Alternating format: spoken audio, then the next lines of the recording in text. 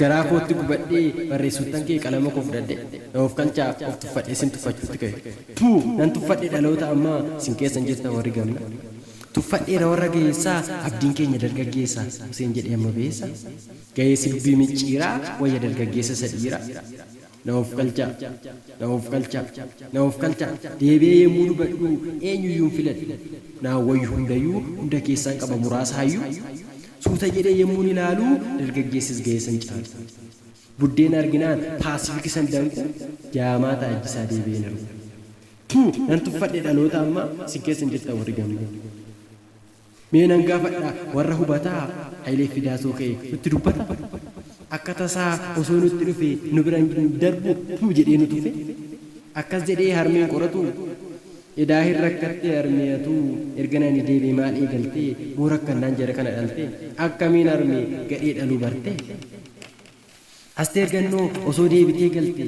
nutti dubbachuu saalfattee akkasin jettuu laata harmeeja keessa laalte harmee hurraa maabbaa istee goota muraasa dhaluu dhiiste namanitti dubbadhuun dhabe yaa firaa harmee abbaan gammachiiseessa jira jettu Asteer Gannoo goobara daacii osoo ol ka'e kan deebi'u isaa garaaf ga'e deebi'een ciisa maafan dadhabaa horsiifadheen baay'ee lafaa qaba jedha ololuuf qaqqaba silaa ekeraan nutti iyyaa akkamiin of hin jennaa abbaa biyya sit tuffadhe yaa dhalootaa yommuu boosistu argina haadha goota maal hojjaan ol ka'ee dachee koo tafariitu wal ga'ee jedha Taaddeenso dachee keessaa tasa ol ba'e yaa alamuu qixxeessaa eessaa fiddee harmee dhaloota akka fixeensa dachee kee kan dhaale nama moo bineessa eessa jiruu jaalawwan koo warri kaleessaa eessa jiraa harmee waldaan maccaaf tuulamaa maaloo natti maayaa nama gaaffii akka kanaa amman gaafadhu tuu jedhee tufee hirmii koon baafadhu jedha alamuu qixxeessaa sin tuffadhe yaa dhaloota ammaa sin keessan jirta warri gamna sitti meera yaa abbaa garaa kasi tuffate namiti bara sin tuffadhe yaa waliin dhooftuu eessa yuuxattu milkooftu nan tuffadhe warra abbaa garaa bishaan gabateerraa warra dhara hundaan ijjenne addaan baasa bara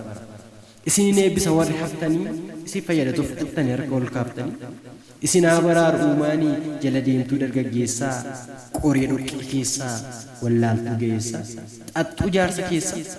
fakkaattee kan nutti dhuftu warra akka magariisuu rabbiyyuu ishiin dhiisu isiniin jaaladha yaa warra gamnaa Oromiyaan hamuumaan taatu ammayyuu abdii qabna dhaabadha of ilaalaa warri dargaggeessaa isiniin nan jedhaan ilmi keessa